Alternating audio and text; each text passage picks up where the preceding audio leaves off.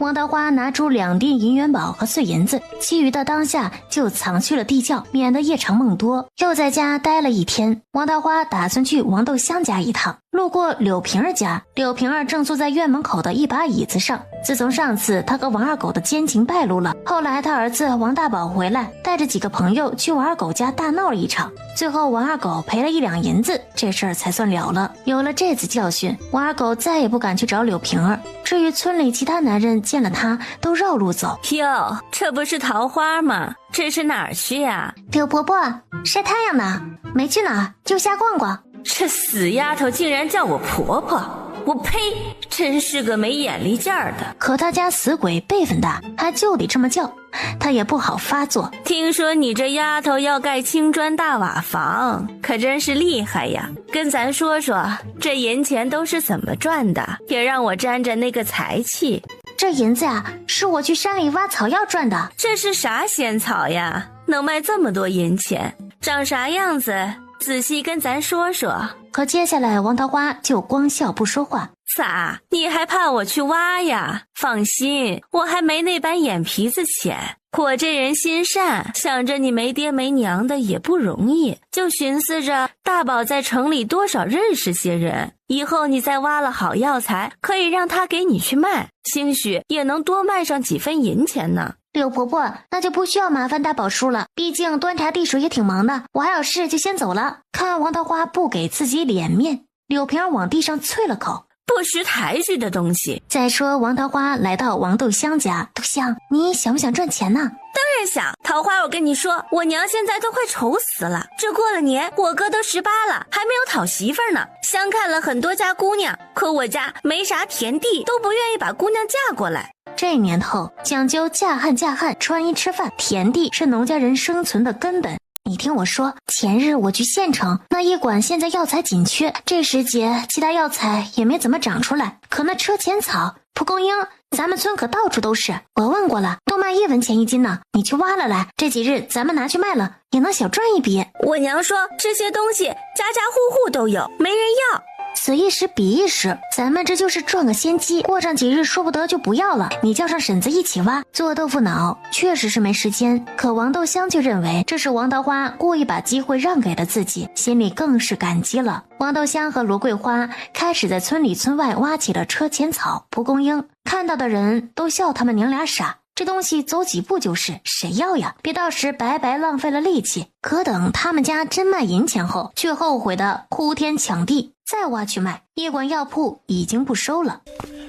桃花啊，你快去看看，房子那边出事了。在路上，吴长水把这事儿说了一遍。原来刚才大家正要开工，那葛仙姑就和刁婆子几人走了过来。这葛仙姑是10里外葛家村的神婆，供奉的是三霄娘娘，据说驱鬼除妖的法术十分高明，在这10里8乡很是有几分名气。葛仙姑一来啊，就说咱们那宅子地下藏了一只100年的妖精，若是见了宅子会激怒他，轻则动土之人，断了阳寿，重则家破人亡啊。说不急，让我先去看看。来到新宅子这边，围了里外好几层的人，估摸着小半个村子的人都来了。葛仙姑，这臭丫头就是王桃花。葛仙姑绕着王桃花转了一圈，就啧了2声，果然是个戾气极重的丫头。又掐指算了算，竟是天煞孤星的命格，稀罕稀罕呐！哎呀，仙姑呀，你说的太准了，这丫头可不是会克人嘛，我那可怜的儿子和儿媳妇都被她给克了。这位婆婆，如果我是天煞孤星，那你绝对是个扫把星。你这死丫头，一点规矩都不懂，牙尖嘴利的，你见这宅子害得村里都要遭殃了，你看你跟大家伙怎么交代？随着刁婆子的话落下，周围的婶子婆婆们果真都议论了起来。刁大娘，造谣可是要吃官司的，这地方康大娘住了几十年都没事，你眼睛瞎呀？是呀，这地方又没那老坟墓碑的，怎么会有鬼怪住着？可是葛仙姑都说有呀，你说会不会是山里跑下来的？毕竟这地方靠那山太近了，有什么山精野怪也说不定啊。那葛仙姑把众人的议论听在耳里，得意的笑了一声，然后抽出腰间的拂尘一甩，她就跟唱大戏似的，又跳又喊了一盏茶功夫，掏出3张黄符，在指尖抖了抖，往地基上空一扔，黄符竟然凭空烧了起来。这一下可把众人吓了一跳，大气都不敢出。与此同时，一队衙役进了村子，直奔王梦山家去。听说是县太爷要奖赏王桃花山药之功时，这地方妖气极重，我这皇府都压不住呀，请烛火来。刁婆子跟早就猜到似的，拿出一小截蜡烛点了起来。尔等有什么话就在这纸上写出来吧，待我看完再议。把那黄纸往火上转了一圈，纸上竟然出现了2行字。天爷呀，那纸上有字了，可不敢说话。这是葛仙姑的绝活，烧纸传信。听说呀，那些鬼怪大白天不敢出来，就写了字跟仙姑说话呢。这葛仙姑可真是神人呀！此乃我修炼之地，不可动土，否则动者家破人亡，全村必遭祸事。这话一出，在场的人都动容了。桃花，这下可咋办呢？咱们要不……长水说，这世间哪有那么多鬼鬼怪怪妖妖魔魔的，就他那几手法术都是些障眼法而已。王桃花跨了出去，趁葛仙姑不注意，把他腰间放符纸的牛皮带子扯了下来。大胆，连本仙姑的法器你也敢动，就不怕折了阳寿吗？你这妖婆子装神弄鬼，今天我就让你现出原形。把里头的符纸拿出来，用手抖了抖，随意一扔，符纸竟然全都烧了起来。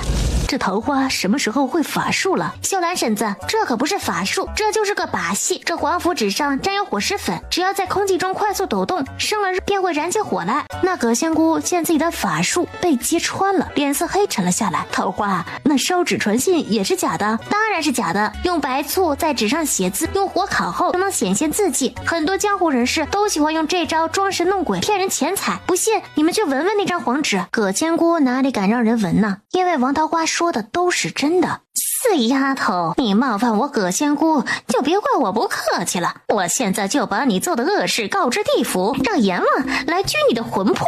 说着，从布袋里又拿出一张半透明的棉纸，一边念咒比划，一边折成长条形，然后放在手心，用那蜡烛一点。就见那符纸带着最后一丝火花直直地飞了上去，最后消失在空中，直接看傻了众人，刚才的怀疑全忘得一干二净。这法术了不得呀！你能向阎王告状，我就向菩萨许愿，可否借张纸来用下呀？死丫头，我的法器岂是你这种天煞孤星能碰的？那我就不碰呗，省得脏了我的手。王桃花突然看向葛仙姑脚下，哎呀，那钱袋是谁的？我的。王桃花趁机一把拽过了他手里布袋，快还我袋子！想过去抢，吴木突然跳了出来，挡在葛仙姑前头。谢谢木头哥。王桃花也不客气，直接拿出一张刚才的纸，3两下折成长条形，也放在手心，用火一点，起，那纸条也飞了起来。现在众人脑袋都晕乎了，这葛仙姑会的，王桃花可都会呀。葛仙姑已经急得满头是汗了，正想着怎么脱身，就看到一队衙役朝自己走了过来，立马吓得跟筛子似的抖了起来。桃花姑娘，我们又见面了。是赵捕头来了，有失远迎。刚才的事儿我们几个也看到了，这老婆子装神弄鬼，造谣生事，最是令人可恨了，看来得押回去关上几天。官爷，别抓我，我承认这些都是假的，今天这事儿我也是受人所托呀。说受谁所托？是刁三妹，她给了我2两银子，让我来坏了这丫头建宅子，然后让我说她是妖孽，把她赶出村子。刁婆子正要偷偷溜走，官爷饶命啊！我没有给她银子，我不认识她。刁三妹，怎么说咱们也是几十年的好姐妹了，你敢说不认识我？你别打马虎眼，那银子还在我怀里放着。从怀里翻出一个钱袋，赵大明倒出来，果然有2两银子。刁婆子就支支吾吾的说不出话了。这下所有人都清楚了，纷纷对2人指指点点骂了起来。最终葛仙姑被2个衙役绑了，这刁婆子伙同他人造谣生事，自然也要被带走。那闻讯而来的王有贵眼巴巴的看着王桃花，希望他能开口救人。王桃花弹着手指头当作没看到，最终王有贵只能陪着刁婆子一起去了县衙。据说县令理清事情后，直接下令葛三姑关押3个月，刁婆子则是打20板子。老大呀，娘这把身子骨要是打了20板子了，明个儿就得去见你爹了。王有贵只能跪下向县太爷请求。这丁汝章最后看在刁婆子年纪的份上，就让王有贵代打了15板子，刁婆子还是打了5板子。今日我等是来送县太爷的奖赏的。桃花姑娘找到了山药来救济流民，也算是功德一件。县尊大人感念你的功劳，特奖赏纹银50两。让人端上一个托盘，扯开红绸布，5个白花花的10两银子亮瞎了众人的眼睛。赵捕头还请带民女谢过县尊大人。等几人要走时，王桃花偷偷塞了1两碎银子给赵大明。赵捕头，这大老远来一趟辛苦了，还让你看了一场笑话，我这边也没准备好茶水，这点银子还请收下，和几位大哥去喝杯茶水。赵大明推拒了几番，还是收下了。没几日，县里就传出了钱教育的千金和李康平定亲的消息。和远之相比啊，咱们远远不如啊，这是为何呀？为了秀才这个功名啊，远之是连猪食都愿意吃啊。昨日王桃花已从铁铺把铁桶铁勺子都取回来了。姐，豆腐脑咱们卖多少钱一碗呢？咱们就卖5文一碗。姐，那肉包子才2文一个，有人会买吗？二姐，你放心，这豆腐脑可是只有咱们家有，又那么好吃，肯定有人买。冬儿的话倒提醒了姐，咱们这县里能吃得起5文钱一碗的豆腐脑的人还是有数的，所以咱们要选个好地方卖。你想到哪里卖吗？咱们去县学门口卖。这平川县学在附近几个县里颇为出名，粗粗算去也有600-700号人，加上年轻人消费观念强，那县学门口绝对是摆摊的好去处。下晌，王桃花去找了一趟王梦山。村长爷爷，我想问问咱们村里有没有谁家要卖田啊？你要买田？咱们庄稼人自己有田心里踏实。再说我那豆腐生意也要用到许多硬豆，自己种些也可以省些银钱。你这打算是好的。现在卖田的有3家人，一块是王有土家的4亩水田，一块是胡大铁家的2亩水田，2亩旱地，最后一块是王有贵家的2亩旱地，价格倒是不贵。看来王有贵家是真的山穷水尽了，前段日子刚卖了4亩地，现在又要卖2亩，也不知道自个儿爷爷地下有知，会不会气得跳出土来。村长爷爷，那王有贵家的哪怕1半价格我也不要，免得抓不到狐狸还惹得一身骚。是这个理儿。村长爷爷，这水田旱田都怎么卖呢？今年遇了那个流民之难，田价并不景气，现如今水田卖5两银子1亩，旱地2两1亩。村长爷爷，我如果把这几亩田都买了，能否再少上一点？这2家都是急卖，早跟老夫交代过底了，你若是不单买，可以每亩少上1000银子，若是再少了，可能就需要你亲自去谈了呀。村长爷爷，那就按这个价吧。那咱们村还有荒地吗？丫头，咱们村的情况你是知晓的，哪有荒地啊？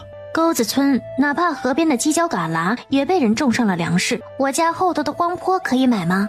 丫头啊，这荒坡可是种不了粮食啊，而且离山近，经常有野兽出来糟蹋粮食，你可要想清楚了呀。村长爷爷，这坡我不拿来种粮食，我打算买些果树来种，以后吃果子就方便了。王梦山颇为诧异地看去，好半晌才点头。这荒坡倒是不值钱，就你宅子后头那坡不大，上头又有些杂木，这样卖你2两银子吧。王桃花大吃一惊，那么大块坡有好几亩呢，就只要2两银子，真是太值了，您真是太大方了。明日我就让你叔去县里把那地契给办了。好，这是40两银子，多出的留给叔去打点。打点怎么要这么多呀？村长爷爷，这几次都辛苦叔了，多的就当我是请叔喝杯茶水了，您千万别推，不然我倒不好意思了。王梦山很是满意的点点头。啥？丫头，你买了8亩地？刚好这边不是县太爷奖赏了几10两银子嘛，留着也是留着，还不如买点地，种点粮食也是心安。哎呦，是这个理，是这个理，这过日子可不就图个温饱吗？想到自家就是没有田地，相公和小子才常年在外头奔波。婶子，我来呢是有个事跟你商量，我那粮食也种不太来，就打算把2亩旱地拿来种黄豆，剩下的6亩水田想着拿4亩水田给你家种，每年出去交税，收成的话咱们对半分可好？啥？给我们种？王桃花见母女俩反应这么大，难道是对租子不满意？咋？可是那租子收太高了，那我再降点。不是桃花呀，婶子是太欢喜了，婶子呀，都好多年没摸过地了，听到这事儿心里有些慌张。桃花，婶子谢谢你，你能给咱们种地呀，婶子已经感激不尽了，不能再占你便宜。这样，那收成我们只要3成。婶子，你就甭跟我客气了，不说我和豆香情同姐妹，就是你的为人，我也是信得过的。说好了对半分就对半分。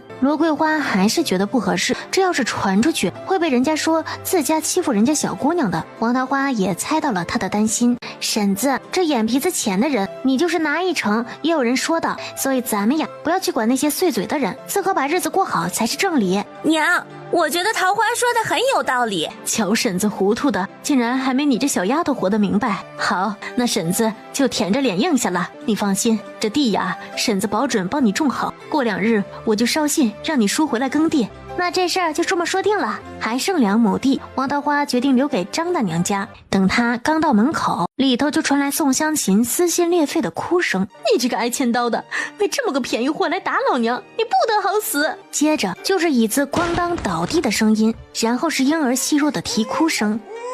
娘，你别拦着我，这娘们就是欠收拾，这一天天的净瞎折腾，你看把这孩子带成什么样了？栓子可不能打，香琴这还坐着月子呢。王桃花心头一紧，张栓子这么老实的男人，今天也家暴了。这宋香琴是做了什么天怒人怨的事情呀？张栓子，你要感动老娘一下，我就去投河，让你们老张家吃官司砍脑袋。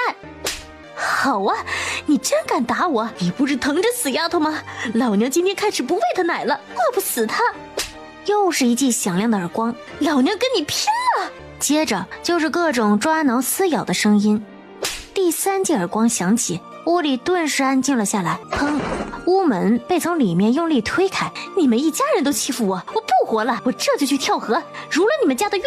就见宋香琴哭哭啼啼的从屋里跑了出来，张栓子拿着只鞋从屋里跑了出来，脸上被挠了好几个口子。你还愣着干嘛？赶紧去追人呐！这闹出人命可咋整哟？张栓子气得一拳砸在门上，最后还是朝着宋香琴的方向追去。张大娘这才看到王桃花站在门口。桃花啊，快去看看灵儿！王桃花也顾不上问了，赶紧进了屋子，就看到地上床上有一大滩呕吐物，再看小灵儿脸涨得通红，哭声小得跟只小猫似的，那肚子鼓得像个球一般，嘴里还不停地往外溢着奶。大娘，灵儿这是咋了？我也不知道呀。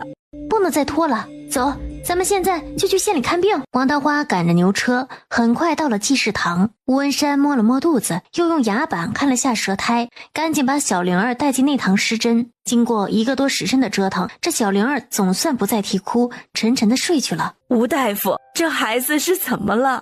这孩子喂奶过甚，脾胃则不能克化，机停中脘，又感染了风寒，故腹痛膨胀。若是再拖延个1-2天，大罗金仙来了都救不了啊！张大娘腿一软就要跌倒，还好王桃花及时扶住了。这位老夫人不必忧心，孩子已经退烧了，腹中恶气也排得差不多了，开几副药回去养上1旬也就无碍了。不过千万要注意保暖，喂乳要节制1-2，还有孩子不足1月，尽量不要责打。责打？我家没有打过这孩子呀。吴大夫见对方一脸疑惑，就掀开灵儿后背的衣服，就见那后背有些淤青，看那痕迹明显是大人掐的。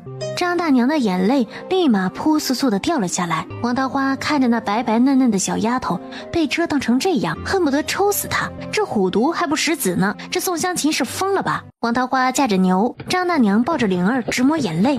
桃花，今儿让你看笑话了，你嫂子她不懂事儿呀。大娘，你说啥呢？这谁家事儿能保证事事顺心？希望经了这次教训，她能改了去。不过上次灵儿积食了，梅大娘不是交代了吗？怎么这次这般严重？作孽呀！你嫂子夜里嫌起床喂奶冷，就让灵儿夜里含着睡觉。白日里灵儿一哭也是喂奶。那日我去地里挖点野菜，回来就看到孩子扔在摇椅里，小被子也没盖。你嫂子她自个儿倒是呼呼大睡，这不就染了风寒？这些年因着咱们家穷，香琴又是你栓子哥自个儿求的，我们2个老的对他做的事儿也是睁一只眼闭一只眼，想不到这却报应到这孩子身上了。大娘这心里不是滋味啊！大娘一味的忍让只会让对方得寸进尺，咱们为人心善是好的，却不能一直心软，不然会害了自个儿和身边的人。丫头，你说的大娘都懂。这次回去我就把灵儿抱来养，你嫂子呀，让她自个儿反思去。再说那宋香琴那日跑出去后，只嚷着要跳河，可磨蹭了半天也没动静。张栓子干脆不管他，自个儿回了家。这宋香琴又羞又气，就躲回了娘家。后来张大娘去了一趟宋家，也不知道跟宋香琴爹娘说了什么。第二日，宋香琴就被哥嫂送了过来。接下来的一段日子，宋香琴还真老老实实的，没再作妖。这日天刚蒙蒙亮，王桃花和2个小的合力把那桶豆腐脑给抬上了牛车，又往上放了一张小木桌、2个木桶、碗筷之类的。等3人坐上，整个牛车满满当当。王桃花一拉牛绳，小红打了个粗重的响鼻，就慢悠悠的往前走去。半个时辰后，他们就进了县城，然后直奔县学。这山门外早就摆满各类吃食摊子，多是包子、馒头、汤饼、油酥、馄饨，买的人还是很多。卖豆腐脑喽，祖传秘方，100年传承的好味道，保证你吃了念念不忘哟。卖豆腐脑了，好吃的豆腐脑你绝对没吃过。最后3姐弟叫卖成了街上的一道风景。姑娘，豆腐脑这是啥东西啊？王桃花揭开锅盖，一股热气儿带着清甜香瞬间散开。大家请看，这可是我家祖上传下来的一种吃食，十分可口。听说前朝时还给宫里的娘娘吃过呢，最是美容养颜的好东西。姑娘，这豆腐脑看起来倒不错呀，怎么卖的？5文钱一碗。5文钱？这也忒贵了吧？你瞧这刘记烧饼，塞满肉才3文钱一个，还有那头的大肉包子才2文呢。你这东西凭啥卖这么贵啊？这位公子有所不知，不说这豆腐脑在咱们大梁朝只有我家能吃得到，就是其中用了10几种珍贵的材料熬制而成，也值这个价了。刘冬儿和王山目瞪口呆的看着口若悬河在扯谎的王桃花，说完看那小胖子还有些犹豫。王桃花干脆捞起一个碗，舀了一勺，又撒了点糖。公子，你是第一个来我摊子的贵客，我请你尝尝。小胖子看这么个水灵灵俏生生的姑娘朝自己递来一碗豆腐脑，顿时有些手足无措。紫藤兄，既然人家姑娘都发话了，还不赶紧尝尝，我们还等着呢。于是小胖子在众人的虎视眈眈中吃了起来，一入口鲜甜软嫩，他还来不及嚼2口，那豆腐脑就化成一汪热流从舌尖划过，涌进了胃里。咋样，好吃吗？太好吃了，这豆腐脑十分的鲜甜可口。姑娘，我还要1碗。摸出10文钱。刚才这1碗算我的。这小胖子挺上道的呀，说好的那1碗是我请的。拿过空碗，又舀了满满1碗豆腐脑。这次小胖子拿着勺子慢慢的品尝了起来。姑娘，给我来1碗，我也来1碗尝尝。最后这伙人平均每人都吃了2碗豆腐脑。有了这么一波活广告，王桃花的摊子就被围得里3层外3层，把周围摊子给眼红的跟只兔子似的。不到半个时辰，那一桶豆腐脑就卖了个精光。姑娘，这豆腐脑还有吗？王桃花正在收摊子了。公子抱歉，今日豆腐脑已经卖完了，想吃明日来哈。姑娘，要不我先把银钱给你，明日你帮我留1份吧。公子，你就不怕我把银钱昧了去？姑娘自不会是那种人，那就这般说好了，明日我来拿豆腐脑。把银钱放在了桌子上。那你总得留个名字吧？夏衍之。王桃花只能把名字记在心里。一个眉眼弯弯的姑娘直接往地上啐了口。这人名唤杨杏儿，在王桃花斜对面卖糊饼。呸！见个男人就笑，也不知道是来卖吃食的还是来卖笑的。等到老子娘来了，见一大半糊饼都没卖出去，今日怎么还剩这么多饼子？那个死丫头是不是皮痒了，又偷懒了？娘，我哪敢呀！你是不知道，今日这街上来了个小骚蹄子，又抛媚眼又娇滴滴的喊人，谁还来咱们摊子？那你明日也穿上件颜色鲜艳点的衣服，我就不信那些公子少爷不来咱们这边买饼。行，那娘给我30文，要钱干啥呀？你要我好好收拾，我不得买个脂粉涂涂。那妇人不情不愿的从钱袋里摸出10来文钱，就这些了，你这丫头也是没用的，在这里摆了大半年的摊子了，一个有钱人家的公子都没捞到。杨杏儿才懒得听他娘胡扯八扯的，他拿着铜板往街上走去。王桃花3人从去城里到回来不到2个时辰，王世安抱来那钱匣子往下一倒，那铜子就哗啦啦的落了下来，滚了一桌子。天爷呀，咱们一上午就赚了这么多银钱呢！姐，快数数吧。于是3人抓起一把数了起来。我这边是272文，我是307文，加上我这边的561文。天哪，咱们一上午就赚了1两多银子。王桃花看2个小的一副傻呆呆的模样，不禁好笑，哪有这么多，还要去掉成本呢？大概赚了1两银子吧。以前我和爹卖上1个月的艺都没有200文呢。王桃花分别数出20文钱给了刘冬儿和王少安，这些钱是你们的零用钱，你们自个想买什么就买什么。姐，这我可不要，我在家里有的吃有的喝，要钱干嘛？王少安也不要，给你们就拿着，虽说是为自家做事，可这辛苦一天了，还不得犒赏一下自己？再说自个手里有点钱也活泛一些，以后呀，姐每天给你们20文零用钱。2个小的见拒绝不了，也就收下了。下晌，赶着牛车就往村外走去。王大花因是顺着路走，就先去了李家庄。远远的就看到一座占地足有半亩的青砖大瓦房，这是谁家的宅子呀？这般气派。进了村，找个婆婆问了路，就朝那李夫子的学堂走去。透过矮墙，可见里面有间极宽敞的屋子，略略数了数，里头有20-30个孩子。王大花拉着门环敲了敲，请问李夫子在吗？学堂之地，何人在此喧哗？先生莫怪，实在有事叨扰，还望海涵。请问先生可是李万斗夫子？姑娘找在下何事啊？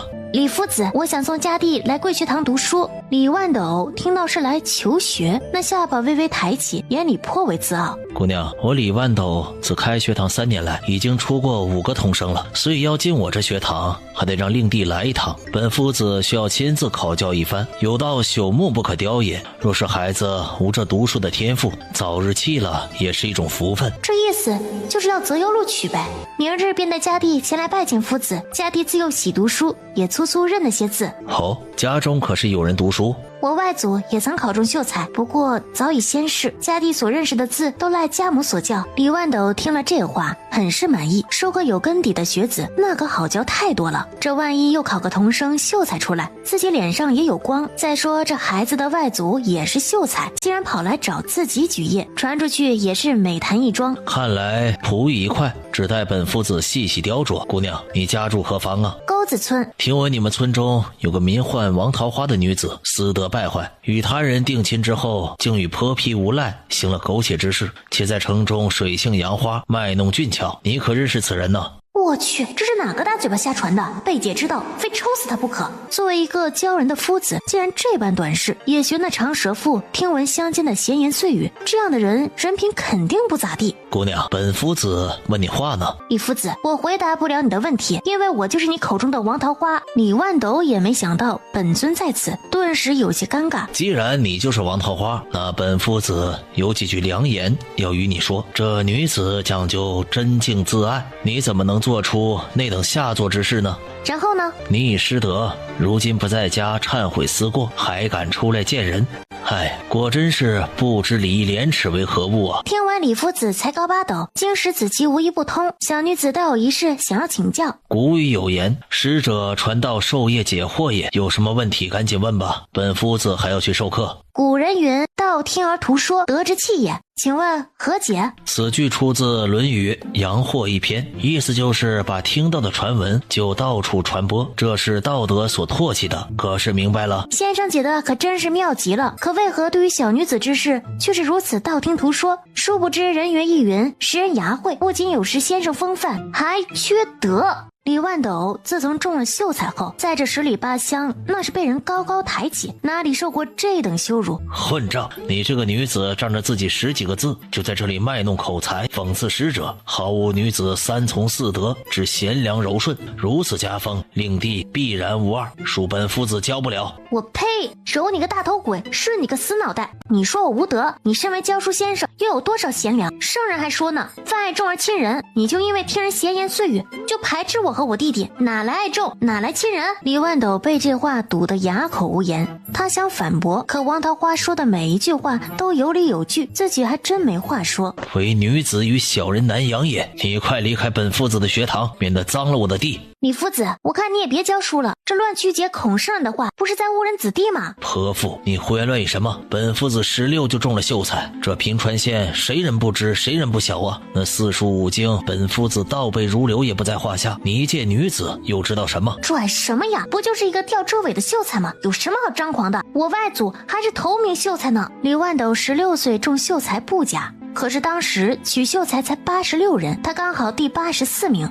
你李夫子，请认真听着，唯女子与小人难养也这句话，孔夫子并不是歧视女性，他说的女子和小人是一种泛指，指的是那些卑鄙无耻、阴暗狡诈之人。连这个都不知，真是锦绣空包驴马骨！哼，你如此无才无德，我才不会让我弟来你这边学习，免得被教坏了。滚，给本夫子滚！走就走，就这点涵养气度，难怪考了10几年也是个秀才。我看呐，也差不多到头了。李万斗身子一晃，一口老血吐了出来，名字还万斗，我看这才情连半斗都没有，还敢出来受学，呸，真是厚颜无耻！李万斗又一口老血吐出来。等他驾着牛车刚到村口，就见那大宅子前一个丫鬟搀着个妇人从马车走下来，两人顿时对上眼了。王桃花心里立马浮起一个模糊的人影，李康平的亲娘柳月香。王桃花，你来李家庄干嘛呀？这位夫人，我去哪里跟你有何关系？这李家庄又不是你家的，我还得跟你说一声。姑娘，我劝你好自为之，我儿已经和县里前教育家的千金定亲了，你不要再痴心妄想，死缠烂打我儿了，不然别怪我李家不客气了。你放心，你眼里的宝贝疙瘩，在本姑娘眼里连个屁都不是，满口污言秽语，果然是个粗鄙不堪的丫头。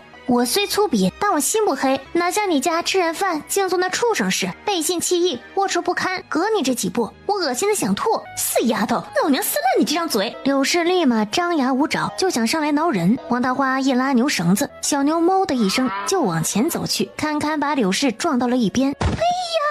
走了，小红，咱们不能跟畜生多说话，埋汰。柳氏见人走了，气得柳眉倒竖，咬牙切齿。回了沟子村，他就去寻王梦山，简单把两人的事儿说了下。这左夫子早些年也听说教学不严，人浮于事，原以为是传言，想不到是真的。至于李万斗这些年还是教出了些成绩，可是作为夫子言语这般不堪，恐怕私德不佳，哪怕有才也是不能去的。可咱们村这附近就这么2所学堂啊。村长爷爷，你再帮忙想想还有没有漏掉的。王梦山又搜肠刮肚了片刻，我记得那个夏家村子好像有个家塾来着，这家塾又叫专管，通常是村子里一家或数家富户单独或联手创办的。我明日就去看看。丫头，那夏家村的家塾设在夏员外家，他们家祖上可是当过官的，听说请的是举人老爷授课，他们本族人都收的极少啊，咱们外人更是难呢。村长爷爷，反正都到这地步了，我去试试又怕什么？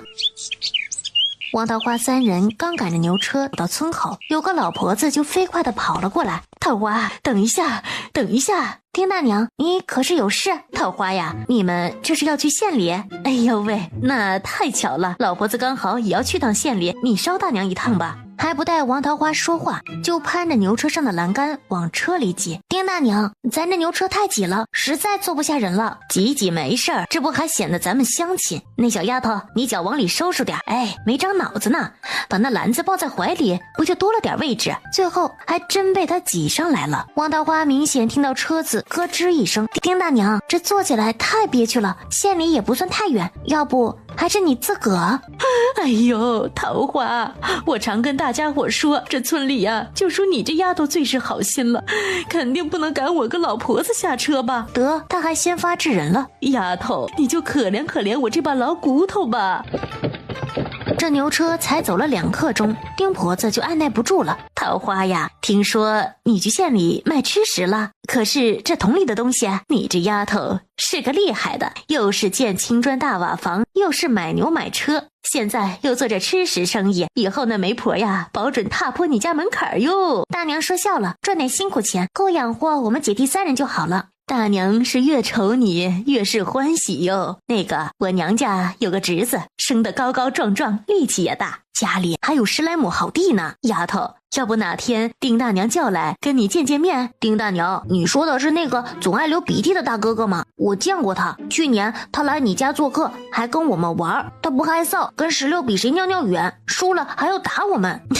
少安，别乱说，姐，我才没乱说呢，我还看他抱着自己的脚趾头啃呢，大家都说他是憨子。丁婆子被揭穿了，脸上一红，小孩子家家别学婆娘嘴，天宝只是心智还没开罢了。这时丁婆子肚子咕咕叫了2声，大娘这出门的早，现在这肚子空空落落的。见姐弟3个不约而同的闭着嘴巴，丁婆子就有些气恼了，坐这半天那香味一股一股的往鼻子里钻，让老婆子我瞅瞅做的啥好吃食啊。说说着就去掀那盖子。刘冬儿赶紧一把拍开了他的手。丁大娘，这路上都是灰，要是落进了桶里，咱们还怎么卖？老婆子就是想看看那吃食是什么。桃花都没说话呢，你个捡来的臭丫头，倒是把自己当根葱了。丁大娘，我叫你一声大娘是跟你客气，冬儿是我亲妹妹，有我在，没有人可以说她。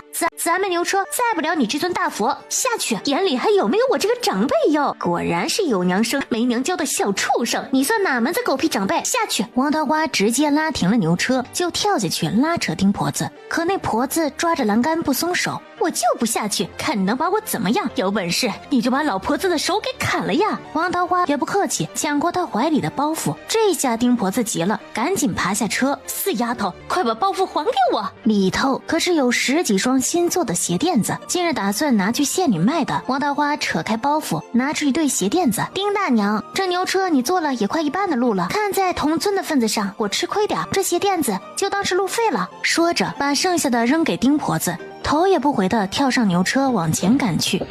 天爷呀，他连老婆子也抢，不得好死哟！冬儿，那老婆子的话你就当他放屁，别放在心上。姐，你担心啥呢？有你和少安，我啥都不惦记。二姐，等我长大了，我来保护你。姐，少安，有你们真好。姐弟3人才刚到街口，就发现一大群人已经等在昨天摆摊的地方了。来了，姑娘，你可真是让咱好等啊！不好意思啊，今日路上有点事耽搁了，我现在就给你们打豆腐脑。王桃花正忙着，就感觉有人在盯着自己，抬头一看，斜对面糊饼摊子上，那个穿着嫩黄色袄裙的姑娘正恶狠狠地朝自己看来。我又不认识那姑娘，为啥对方这般不善？杨杏儿看王桃花那边人挤人，自个儿这边连个问的人都没有，气得直跺脚。这时一个熟悉的身影走来，杨杏儿赶紧把领子扯开了些，摆出一个最甜的笑脸。夏公子，好几日都没见你来买糊饼了，是奴家做的糊饼不好吃了吗？夏衍之脑海里瞬间涌过一阵冷气，全身一个机灵。杏儿姑娘，那个我今日肝火旺，就不吃糊饼了，改日再来买饼。正要离去，杨杏儿身子一闪，挡在了他前头。夏公子，奴家家中有去岁新摘的忍冬，最是下火调肝，要不明日我给你泡上一壶吧。不用麻烦姑娘了，赶紧从袖子里摸出3文钱。杏儿姑娘，你还是给我一个糊饼吧。哎，这就给你挑个焦脆的。杨杏儿立马露出笑脸，接过铜板后，就从篮子里夹出一个烙得两面金黄的糊饼。夏公子，你一定要好好尝尝哦，今日这饼可是奴家亲自做的呢。夏衍之胡乱点头，接过饼后逃也似的走了。不就是皮子白点，身段好点吗？得意什么呀？本姑娘只是不屑跟你争，不然你一个客人都拉不到。可马上他脸上的笑容就僵硬了，就见王桃花笑容满面的把一碗豆腐脑递到了夏衍之手中。夏衍之随手把那糊饼给了旁边一个同伴吃。姑娘，你这豆腐脑清爽甘甜，软嫩柔滑，果真好吃啊。夏公子，好吃你就多吃点。行，那你再给我来一碗吧。抬头就看到王桃花姣好的面容，瞬间有些愣神。夏公子，你的豆腐脑。夏衍之3下5除2就把豆腐脑喝完，然后摸出15文钱。姑娘，明日给我留2碗。就急匆匆的走了。今日的豆腐脑卖的比昨日还快了1刻钟。王桃花姐弟正欢喜的收拾着。妹子，你这生意好呀，这才大半个时辰就卖完了，真让人羡慕。哪像咱们几个呀，可是一大早就来了，这冷风吹了半天，拢共也没卖几文钱呢。大家伙说是不是呀？这2天因为王桃花的豆腐脑多多少少影响了周边的摊子，于是几个卖吃食的婶子叔伯都略带不满的跟呛起来。看吧，你这是惹众怒了，我要是你就赶紧夹着尾巴走人，不然以后有你的罪受。姐，别急，咱们身正不怕影子斜。他自是知道这事如果不好好处理，这些人说不得真联合起来排挤自己。这位姑娘，我与你并不相识，也不知道你为什么处处针对我，但今天大家既然提起这事了，我想说的是，我一没怂恿客人不买你的，二来我也没做与各位相同的吃食，我怎么就天理不容了？部分摊主听了也有些不好意思，你买卖不好，别人买卖好就得让别人离开，也不是这个理呀。还有，我想问问，我没来之前，这街上的买卖又是谁最好？众人都看向杨杏儿，都看我干嘛？我现在的生意也被这狐狸精给搅和了。我姐才不是狐狸精，你脸白嘴又尖，你才像个狐狸精。死小子，指谁呢？信不信我把你指头给掰掉？你试试看。王桃花走出摊子，给大家行了个礼。各位叔伯婶子，大家都在这街上摆摊子也是一种缘分，但我王桃花敢对天发誓，绝对没有说要霸占这街上的吃食生意。这书院里好几百号人，我要真存了这心思，我为何每日只做这一桶豆腐脑？何况我这吃食图的是个味道，极刻画，还是要与包子饼这些搭配着吃才能饱腹。所以咱们的吃食并不冲突，再有任何新吃食出来后，大家都会图个新鲜。我想你们各位卖吃食的都是知晓的。顿时大部分摊主点头，也有摊主就想起自己刚摆摊那会儿，那生意也是火爆异常，顿时更是说不出话了。这丫头就算走了，能保准没有其他人来啊？这做生意啊，还是得看自己，咱们把味道做好了才是关键哟。总不能拉不出屎还怪上茅坑吧？这话说的平日几个味道糟糕的摊主脸色很是难看，却又反驳不了。瞧瞧我通透多可爱的老头呀，大爷给你点个赞。这么一来，大部分摊主也就散开了。你们咋就走了呢？有他在还要不要做生意了？姑娘把我赶走了，你最开心吧？我今天也把话撂在这里了，若是你再来招惹我，我保准让你肠子都悔青。你能把我咋的呀？我跟你说，不要仗着自己有几分姿色就跟本姑娘指手画脚。夏家村虽然没有李家村大，因为村子里上3代出了大官，到这一代也出了好几个举人，也算是平川县的名门望族了。其中那2个当官的就出在夏伯远家。这位小哥，我是带我弟弟来求学的，还请通报一下贵府老爷。姑娘，你这是找错地方了吧？这是夏员外家，你要求学得去找学堂啊。小哥，听闻夏府私塾有良师授课，小女子这才厚着脸皮前来求学的。姑娘，你是夏家旁系？王桃花摇头。那你可是与我们老爷有亲有故？王桃花又摇了摇头。那我劝你还是回去吧，咱们这夏家私塾可不是什么人都能进来的，里头全都是府里的少爷，还有族内最会读书的10几个人，你这无亲无故的怎么进去啊？能不能进，那不得夏老爷做主。小哥，还请你行个方便，从袖子里摸出1钱碎银子塞在手中。那我进去通报一下，不过咱们老爷会不会让你进门，我可不敢保证。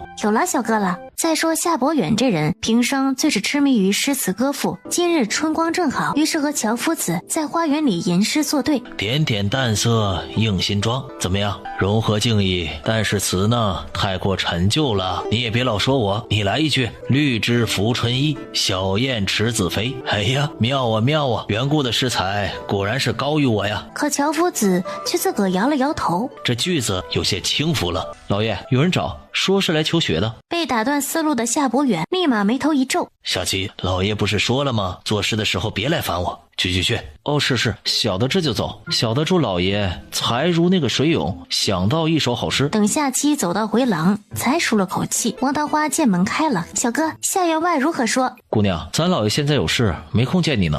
王桃花有些失望，可想到自己有求于人，倒不好咄咄逼人。那麻烦小哥了，我明日再来。正要下台阶，就听夏七嘟囔了句：这姑娘来的也真是不凑巧，正巧碰到老爷今日做不出诗，那柳树啊就是棵木头，还能写出朵花来，想想脑袋都疼啊。小哥，麻烦你再帮我通报一次呗，这次你家老爷保准让我进去。你这姑娘好生无礼，我说了我家老爷今天没空，要是我打扰了他兴致，我可吃不了兜着走。小哥，再走一趟吧，拜托了。又从怀里摸出1两银子，夏伯远和乔夫子又搜肠刮肚的吟诵了好几句，都不满意。听得门洞处传来一句碧玉妆成一树高，2个半老头子同时转头，眼里全是兴奋惊喜。谁在那边？快出来！夏七只得慢慢吞吞地走了出来。老爷，夏七，刚才那句诗是你做的？夏伯远十分怀疑，这夏七有几斤几两，自己还是知道的。是门口的姑娘做的。什么姑娘啊？老爷，有个姑娘带着她弟弟求学，想进咱们夏家私塾举业，竟然是为了这事儿。夏家私塾声名远扬，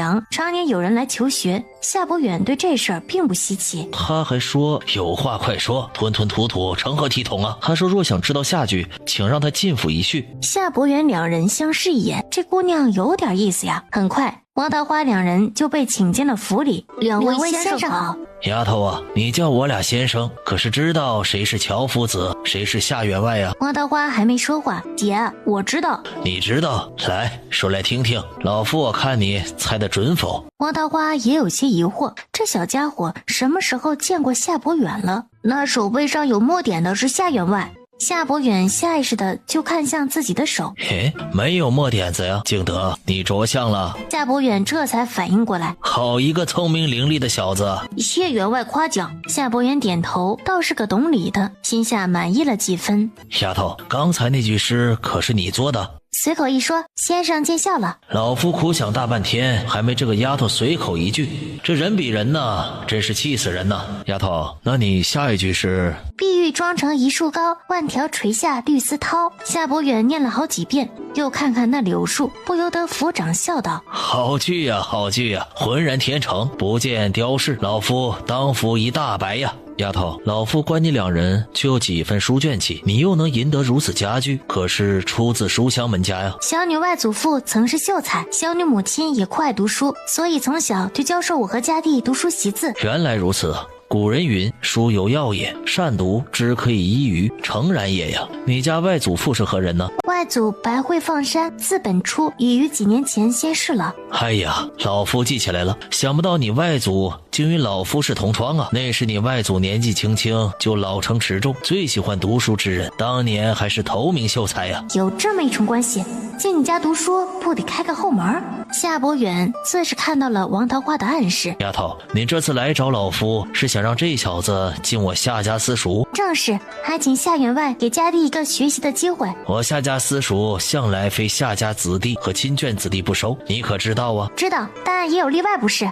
小女子知道，2年前夏家就收了一个外村子弟。好，老夫看在与你外祖父同窗的份上，许你进我夏家私塾读书。谢过夏员外，乔夫子。丫头，我只答应你进我私塾学习，可没有说这乔夫子教授我。这老头子脾气大得很，我可做不了主啊。虽说乔夫子是夏家请的西席，他可是本朝大儒宋谦先生的嫡传弟子，他的师兄弟可谓个个位高权重。当初为了请他来自己府里授课，可是颇费了诸多周折。即使这样，夏府也没人入得了他的眼，并不授课收徒，只是日常私下里指点府中子弟一二而已。求先生收下小子，学子必定勤学苦读，不负先生所望。罢了，你我如此相见，也算是缘分。你若真想投在我门下，需经住老夫的考教。小子呀，你可要想清楚，乔夫子这条件肯定是不简单呐。纵有千难，我亦无悔。小子说得好，要是这老头子不收你，可不许哭鼻子。我才不会哭呢，男子汉大丈夫，流血不流泪。你且听题。子曰：君子食无求饱，居无求安，敏于事而慎于言，就有道而正焉，可谓好学也已。何解？孔夫子说，君子吃不求饱，住不求安，做事灵敏，言谈谨慎，积极要求上进，就算好学了。答得还算工整。那默而识之，学而不厌，诲人不倦，何有于我哉？王山很快又解答了出来，就这般，《论语》《孟子》里问了5、6题，王山全回答了出来。你未经启蒙，四书五经能解到这个地步，也算是尚可了。今日老夫不再考教，你且回去把这《论语》学而篇倒背出来，明日此时来找我。这老头不会有病吧？这普通人一晚上背400、500个字都难了，他还要倒背。夫子，我一定认真背诵。我现在可还不是你夫子，待背会了再说吧。等王桃花2人出了夏家，夏伯远不解地问道：缘故啊，你让那小儿倒背有何说法呀？这小儿以墨点猜人，可见聪慧。7岁至龄能解4书，可见文根深厚。现在就看他心性如何。你这个老鬼呀，这哪里是在选学生啊，这就是在选徒弟呀。若是才品皆宜，选徒弟又何不可呀？夏伯远手一抖，拔下一根胡须。你这个老鬼也太偏心了呀！我这几个孙儿求到你门下，你愣是看都不看一眼，反而看上了一个黄口小儿，气死我了！我还是做我的事去吧。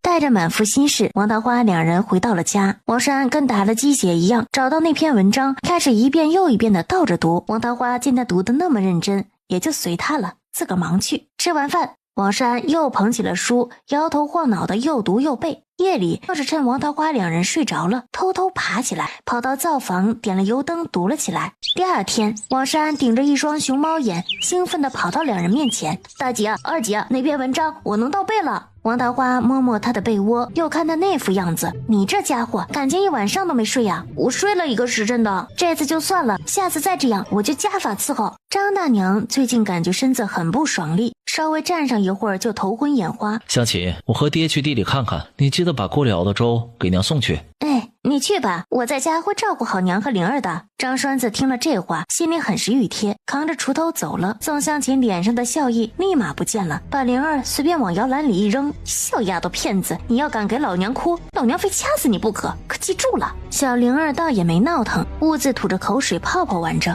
宋香琴从衣服箱子最底下拿出一个纸包塞进了怀里，她就来到了灶房，把锅里的粥端了起来，很自然的往里吐了口唾沫。老娘让你吃个够。左右看了看，怀里摸出纸包，打开后里头是一些淡黄色的粉末，他飞快地用小指头的指甲尖挖了一星点出来，撒进粥里。吃吧吃吧，再吃个10天半月，你就该吃纸钱了。大嫂送来的这东西真管用呀。事情还得从前几日说起，宋香琴娘和嫂子来送月子礼，宋香琴就把自个被打的事趁机添油加醋说了一通，气得他娘在张家大闹一通。隔天就让他嫂子送来这包东西。香琴呐，这东西你可得收好了，娘说一次不能加太多，不然呐立马会没了命的。嫂子，这谋害婆母要是被人发现了，可得杀头啊。就说撑死胆大的，吓死胆小的，咱们一点一点放，有谁能发现呢？这老婆子一把年纪了，得个病死了不是常事儿，可我这心里慌得很呢。那老婆子平日对我也还算不错，呸，那都是装出来的，真好能纵着他儿子把你打成这副模样。你还想不想当家做主了？那老婆子活着还有你的好日子过。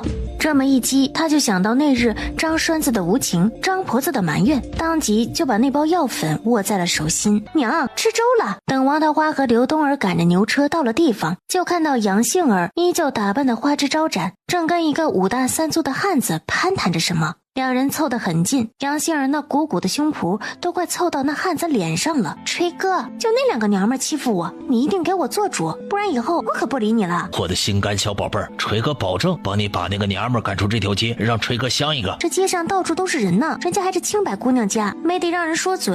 锤哥，以后咱们有的是机会。那媚眼如丝直撩拨的大汉心猿意马。杨杏儿见大汉走了，瞬间没了笑脸。癞蛤蟆也想吃天鹅肉，什么阿糟玩意儿？正要掀开盖子给客人们打豆腐脑时，就见一个尖嘴猴腮的男人和一个膀大腰圆的妇人气急败坏地冲了过来，二话不说又拿起那叠碗筷朝地上砸去。你个黑心肝烂肠肚的，昨日我娘吃了你的豆腐脑，上吐下泻，到现在还昏迷不醒，老命都快没了，你丧良心哟！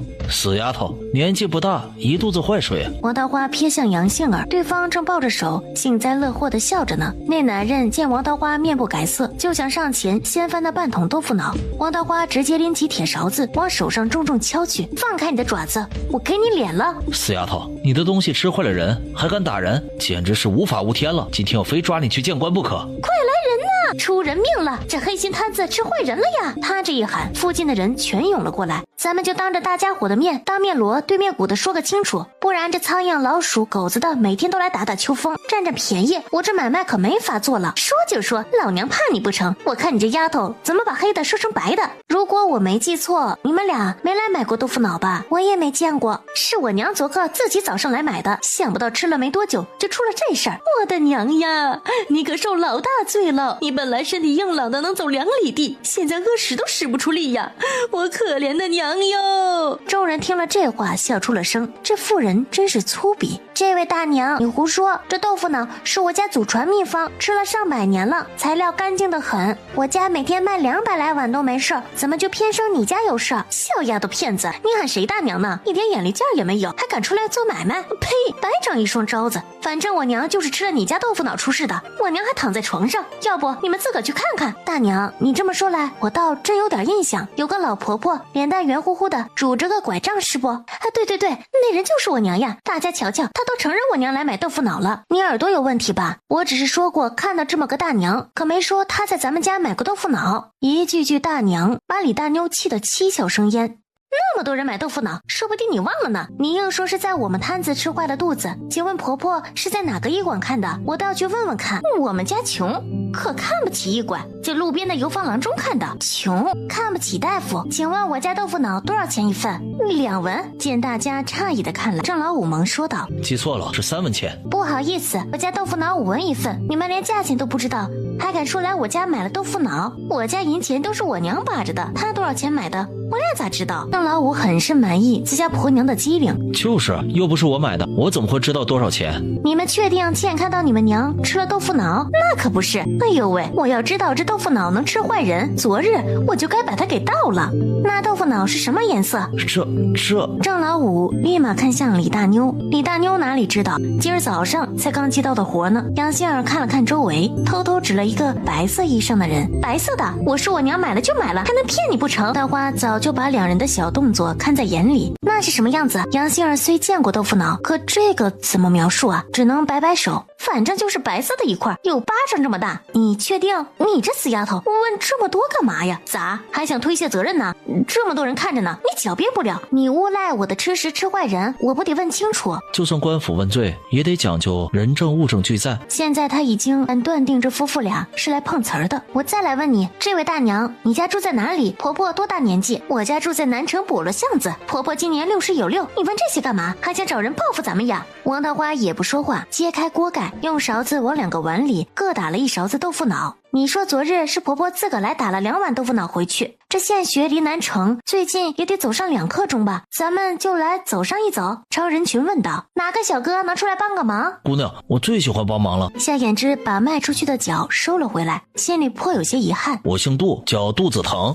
杜小哥，你能帮我端着2碗豆腐脑慢慢的往山门走去，再慢慢走回来吗？姑娘客气了，我这就去。众人都丈二和尚摸不着头脑，这姑娘葫芦里卖了什么药呢？姑娘，我走好了。诸位请看。众人凑过去一看，那碗中的豆腐脑早就因为晃荡的4分5裂，碎成一小块一小块。刚才杜小哥走得多慢，他都碎裂了，哪来完整的？先不说婆婆要走上2刻钟，还是个拄着拐杖的老人，就南城补了巷子那路坑坑洼洼，能保证豆腐脑完整？你若可以，我就认了这事儿。郑老五夫妇俩顿时脸色如墨，支支吾吾的说不出话了。他可真是聪明啊！一来你不知价格，二来你都没见过豆腐脑，就满口胡说八道，可见你是扯谎。说谁派你们来的？夫妇俩看向人群里，可杨杏儿早就逃出去了。那个是我们误会了，姑娘莫怪，咱们这就走，家里老娘还等着看着病呢。你一句误会了，可是搅得我生意都没法子做，你们说怎么办吧？难不成我还得赔你钱？小心爷让你走不出这条街。朗朗乾坤，你们竟敢敲诈恐吓百姓，还有没有王法？你们俩抬头看看，前面就是县学，这里头的学子哪个不是饱读诗书，富有韬略之才，将来都是要为官做宰的人，你们也敢当着他们的面欺负人，真是目无王法，胆大妄为。一番话说的周围的学子热血沸腾，路遇不平，慷慨相助，可不就是君子之风？你们俩不能就这般走了，必须要向他们道歉赔偿。世风日下呀，人心不古，正是需要咱们扫除奸恶，匡扶正义。咱们把他们抓去县衙吧。姑娘，是我们夫妇猪油蒙了心，做了这丑事，还请高抬贵手，放我们一马吧。是啊，姑娘，我上有80老母，下有3岁小儿，还请手下留情，我们必定记你的恩情，回家给你立个长生牌。长生牌就不需要了，你们俩今日误了我的买卖，又砸了我的碗筷，赔钱吧。多少银钱？我这1桶豆腐脑可是能卖1两多银子的，加上碗筷，还有我们摊子的名誉费、姐妹的惊吓费，你就赔2两银子吧。啥？2两银子？你怎么不去抢啊？对不起，我脸皮薄，可不像你们这般坑蒙拐骗。你若不赔，咱们这就去官府走上一趟。最后在学子们的虎视眈眈下，李大妞一脸肉疼的从怀里摸出2块碎银子赔了。小女子多谢各位小哥仗义相助，今日我请大家吃碗豆腐脑，还请不要嫌弃，望各位他日金榜题名，一展抱负。1桶豆腐脑很快就见底了。王桃花把最后1份打给了夏衍之。夏公子，多谢你今日仗义出言。桃花姑娘不必客气，我也没有帮上什么忙，反而是桃花姑娘临危不乱，心思缜密，颇为让在下佩服。都是些小伎俩，上不了什么大雅之堂的。对面的杨杏儿见今日王桃花不但没有身败名裂，反而受到那么多学子夸赞，早就记得3佛出世5佛升天，这下又见忠义之人和对方眉来眼去，有说有笑，更是渡海翻滚。王桃花，你咋这般不要脸？勾三搭四，水性杨花，咱们这条街是卖吃食，不是卖笑。王桃花可不客气，提起身旁的一桶水就泼了过去。哎呀！杨杏儿顿时被浇得透心凉，吱哇乱叫。我就是让你看看泼人脏水有什么样的后果。我告诉你，你再敢使坏，姑奶奶见你一次泼你一次，不信你就试试看。杨杏儿气得胸脯都要炸了，看着王桃花那张白嫩的脸蛋，就想冲过去挠烂。桃花才不给他这个机会，抡起那铁勺子就是一顿猛敲。午后，姐弟俩就来到夏家宅邸前，夏伯元两人早就在花园中等着。何时备会了？夫子，小子愿意一试。那就备吧。是。王山开始大声的背诵，一时间清脆孩童嗓音在花园里散开。再看夏伯远翻着本《论语》，颇为惊讶地说道：“这小子还真是一字未漏、一字未错的背下来了呀，这倒是花了不少心思吧？”不敢瞒夫子，我昨日回去后就开始背，后来又背了一宿才算背会的。上家比洛清那小子倒是快上了半日，这求学向来艰苦，这倒背只是其中的微末，寒窗苦读，夜不能寐，时指苍苍，你怕吗？若有夫子教导，小子不怕。我娘跟我说过，古人读书头悬梁，锥刺股，方能学成。他们能做到的，我也一定可以做到。说完，那腰杆挺得笔直，小小的脸蛋上满是坚毅。小子，你愿意拜我门下，跟老夫潜心学习吗？一旁的夏伯远羡慕嫉妒的眼珠子都要掉了。王山，太棒了，真给姐长脸。王山很有眼力的跪下，徒儿拜见师父。起来吧，待你师兄回来后再行拜师礼吧。接着乔夫子就把王山带去了自己的书房，院里只留下王桃花和夏伯远。丫头，你那咏柳诗想到后面的句子了吗？王桃花有些诧异的看去，昨日你那诗句一出啊，害得老夫整夜未眠，老夫想了不下1800句都凑不齐全呢。那可是4名狂客贺季真的代表作呀，哪有那般好接的？丫头，要不我跟你做笔买卖？什么买卖？你把下句说给我听，我给你100两银子咋样？银子就不要了，免得污了这诗的雅致。莫若这般，我弟在你府中读书，请你下员外照顾一二。这简单，我给他配个院子，按我孙儿那般伺候可以吧？那倒不必，这自古来由俭入奢难，我弟还小，经不住诱惑，我可不想让他变成顽固。你只要不让别人欺负他就行。读书人还是要简雅自居，方能磨砺心智。瞧瞧人家这份心气儿，自家那几个不成器的家伙，是不是我对他们太好了？碧玉妆成一树高，万条垂下绿丝绦。不知细叶谁裁出，2月春风似剪刀。夏老头就跟木头一样呆住了，嘴里细细的咀嚼着每一个字。哎呀，妙啊妙啊！此诗一出，冠绝古今咏柳之作呀！丫头好情思，好才气呀！说你是个京城学士家的小姐都不为过呀。1个时辰后，王山总算蹦蹦跳跳的跑了过来。王山像只小鸟一样兴奋的叽叽喳喳说个不停，王桃花都含着笑认真的听着。王山突然低下头，咬着唇：“姐，说吧，什么事？”